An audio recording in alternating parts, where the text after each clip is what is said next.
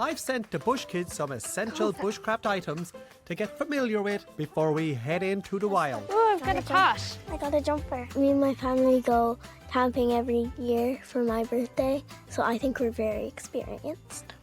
Darren, I got the wedgie blocker. I've got a Wedgie knife. blocker! Yeah! Got a knife. Si's very cool and calm. Darren! It's a whistle.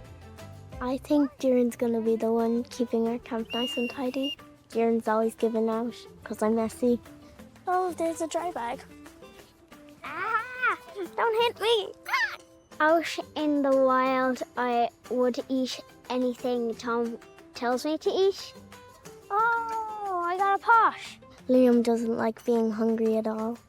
When he doesn't have food, he's a bit cranky. Emergency blanket. I hope we don't need that.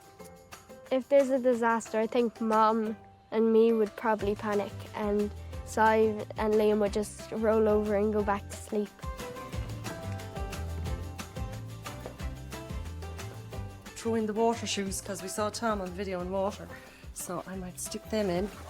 We do go camping a good bit, but we'd have facilities like bathrooms and showers, so that might be a bit of a challenge.